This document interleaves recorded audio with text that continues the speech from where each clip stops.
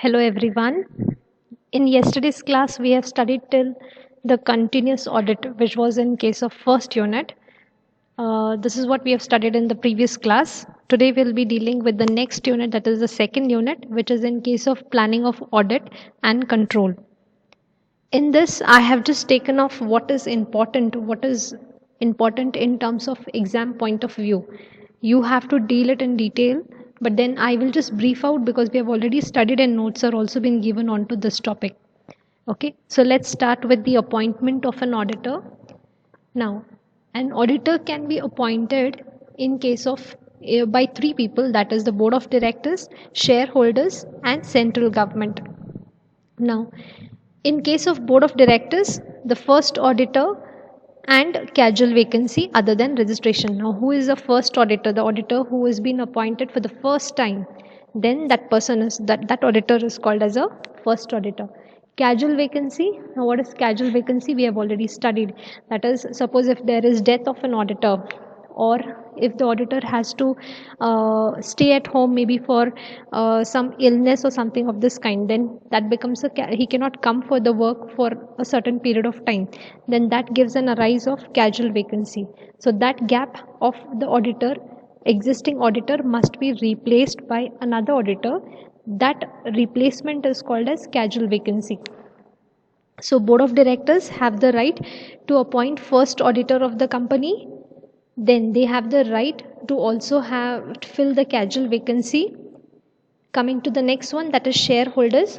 Shareholders can appoint a subsequent auditor. Now, first auditor is when the auditor has been appointed for the first time.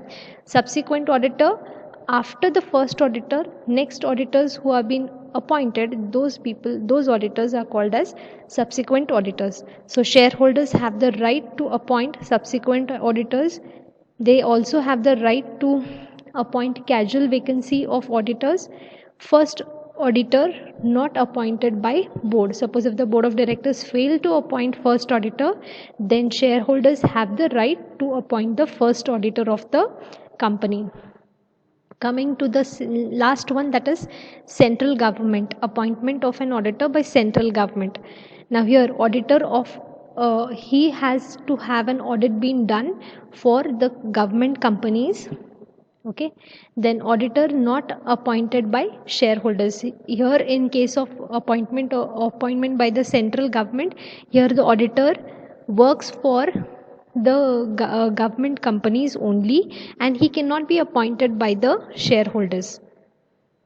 Next, qualification of an auditor. Now, qualification here means who is eligible to be as an auditor, who is qualified to be as an auditor. So, a person shall be appointed as an auditor if he is chartered accountant within the meaning of Chartered Accountancy Act 1949, and if he is holding a certificate of practice and acting in capacity as individual, partnership, or limited liability partnership. Now, any individual can be appointed as a chartered accountant. Any individual can be appointed as an auditor if he is having the qualification of being a chartered accountant, and within the meaning of Chartered Accountancy Act 1949. If he is holding or if he is practicing as a chartered accountant, then an individual can be appointed as a auditor of the company. Even a partnership firm or a limited liability partnership can be appointed as an auditors of the company.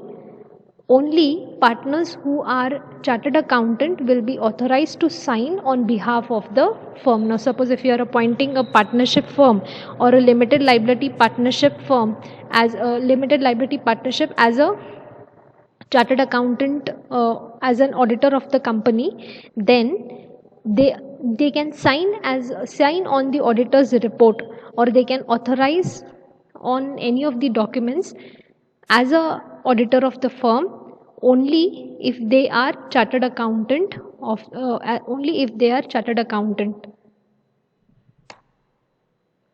Next, what are the qualities of an auditor? The auditor must have a complete knowledge of the practices, sorry, must have the knowledge of the principles, theory, and practice of accountancy. He must have a complete knowledge of the various principles, theories, and practices of accountancy. He must be familiar with the different system of accounting and their aspects. Knowledge in various legislation regulations like Companies Act, Partnership Act, Banking Insurance Act, Sales of Goods Act, Foreign Exchange Management Act, etc. The auditor must be familiar with computer accounting. He must have knowledge of technology. He must have knowledge of computer accounting as well. He must know how to have accounting being done on computer. He must be honest to his work. He should not disclose any information regarding the client to the outsiders. He should be very honest to and dedicated towards his work. An auditor should be tactful in dealing with the client staff. That is, he should know how to deal with the staff, with the client staff.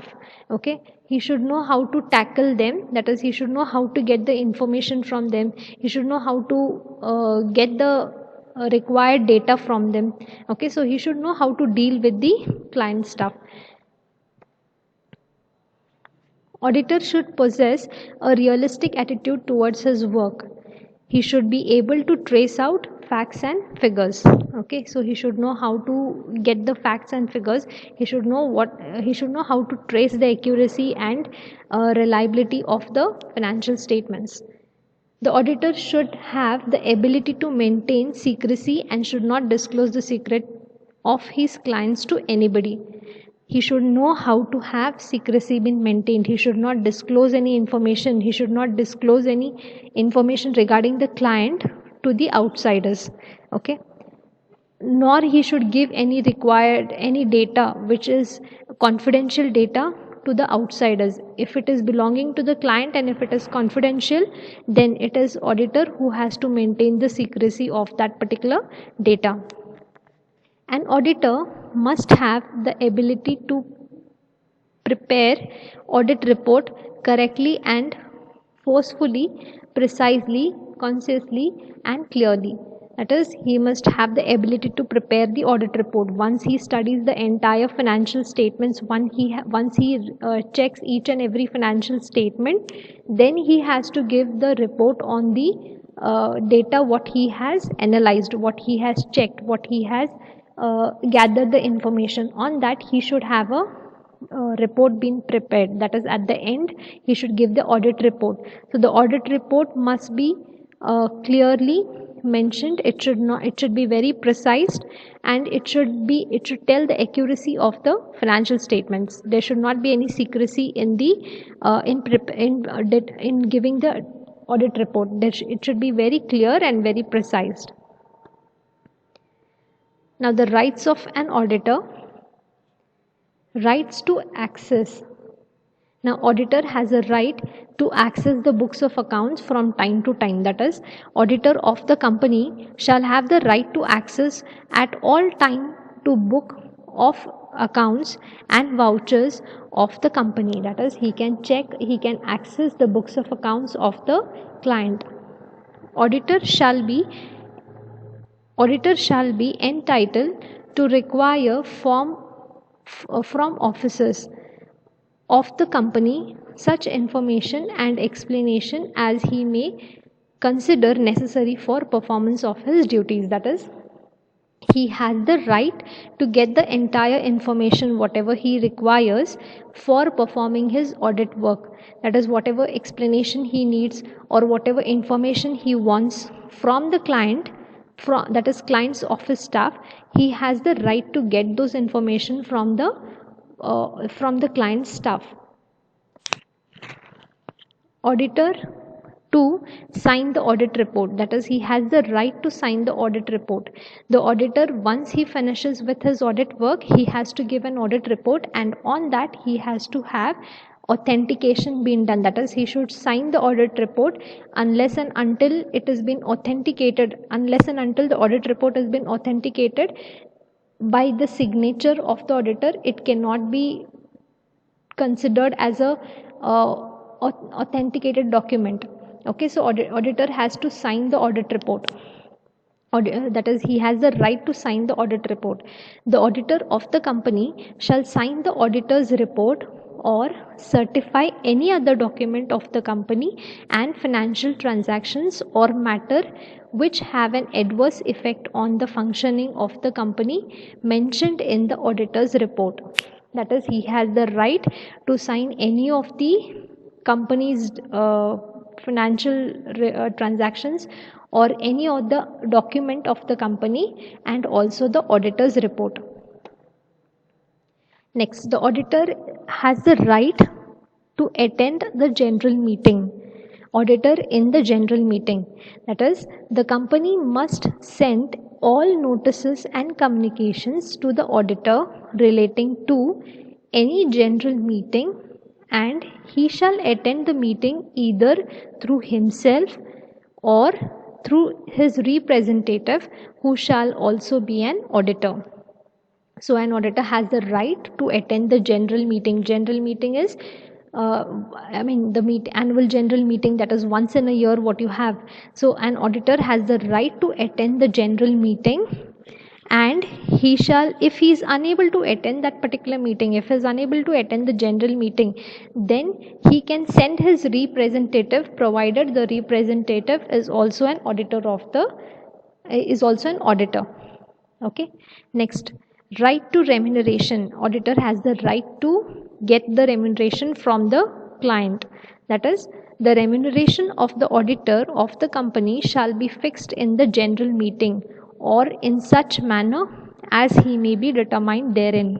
That is, the auditor has the right to get his remuneration for the audit work what he has done for the client, and his remuneration will be fixed either in the general meeting or the manner which has been determined by the client. Next, the consent of auditor. The company must mention in their prospectus the name, address and consent of the auditor of the company. That is, they must have in the prospectus of the company. Now we know in the prospectus each and every data is being mentioned. So here in the prospectus, the address, name and consent of the auditor must be mentioned. Thank you.